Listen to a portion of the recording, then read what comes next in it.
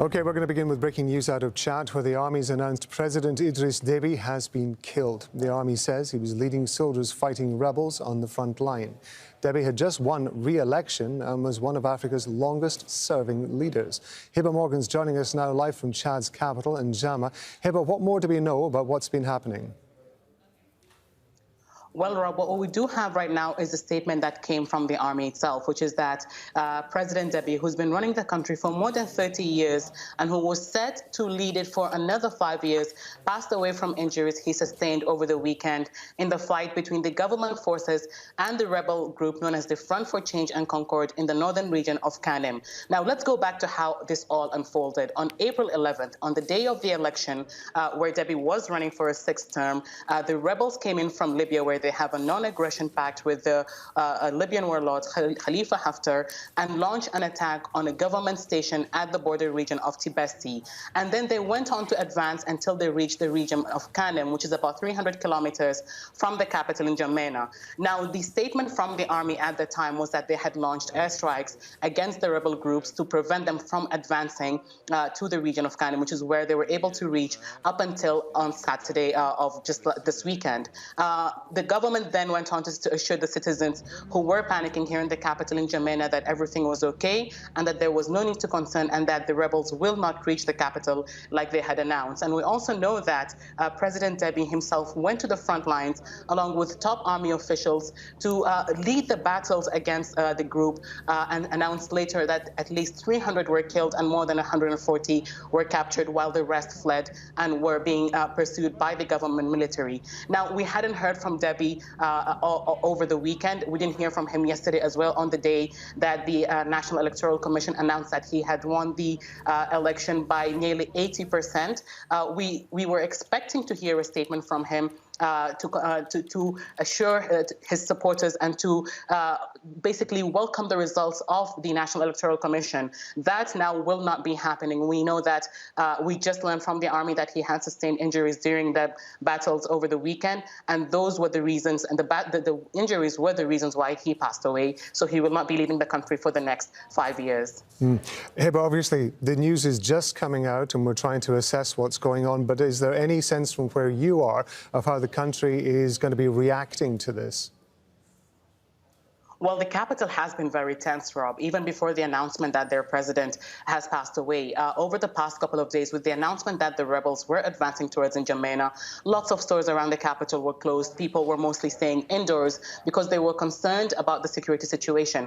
That only increased yesterday morning when they saw more government troops patrolling the streets, saying that they were worried that these are signs that the government statements that the rebels have been repelled and that they were not advancing may not be correct and that they could be some threats to their safety. So lots of people opted to stay indoors and lots of stores opted to remain closed. Now, last night we heard celebratory gunfires around the capital in N'Djamena, despite the army saying that that should not be the case because of the panic mode that the people were in. But we heard celebratory gunfire nonetheless around the capital in N'Djamena. Today, things were quite normal. In the morning, we've seen stores opening. People were out and about. They seem to be a little bit more assured after seeing that Déby was poised to lead for another 5 years and that the army has been repelled as per the government statement. We're yet to see how they will react to this. They were very assured this morning. They were in a panic mode yesterday evening and yesterday morning. So things have been very fluid here in the capital in N'Djamena. Hiba, thanks very much indeed. That's Hiba Morgan talking to us from Chad's capital in N'Djamena. I want to bring in Ahmed Idris, who's live for us in Abuja, has been covering this region for us for many years. The Western countries have often seen Idriss Déby as really a key ally in the fight against armed groups like Boko Haram, for example, and of course now the Front for Change and Concord in Chad. What do you think is going to be the impact of this news on the security situation in the region? Well, basically, Rob, let's start with Chad itself. Now, succession battle starts. Constitutionally, the Speaker of Parliament is supposed to take over if the president is indisposed. Now, whether or not that will happen, it remains to be seen, because this is a country that has seen a lot of coups, a lot of rebellions internally within its own military, and of course the rebellion in the north as well. Now, regionally, Chad is involved in peacekeeping operations or operations against armed groups in the Lake Chad region, in Central Africa, and other parts of the region as well. So Chad, for many countries in the region, is an important ally in the fight against extremist groups or armed groups that have been operating in that region. For example, Chad played a critical role in displacing Boko Haram from its territory last year after an operation led by the president himself, just like the way he did in the north. He led a force that dislodged Boko Haram fighters and ISWAP fighters from the Lake Chad region, freeing the territory of Chad of these attackers. And he's been a crucial partner for Nigeria. A lot of Chadian forces are currently part of the multinational joint task force, working in Nigeria, working in Niger, working in parts of Cameroon, as well as other parts of the region to keep ISWAP and Boko Haram away.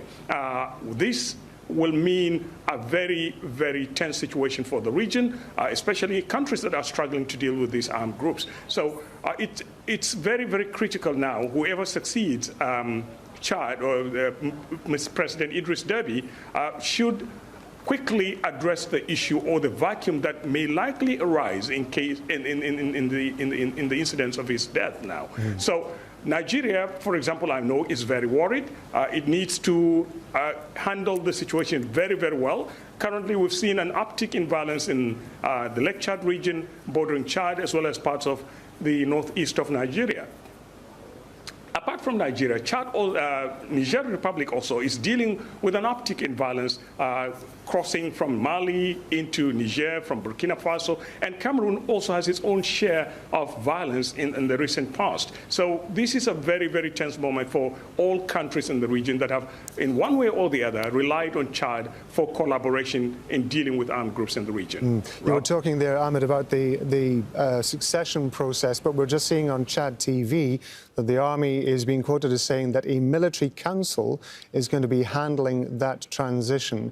Now, given the fact that people in Chad had really hoped that this was going to be the end of a fairly prolonged political process and a fairly strenuous one, how do you think that that news is going to go down?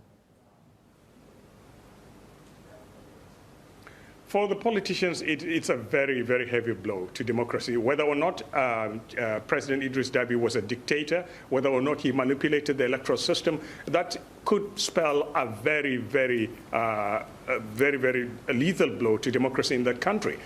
These army, in a region where military coups are so prevalent in the recent past, this could mean that Chad will have to wait a long time for it to return to democracy fully.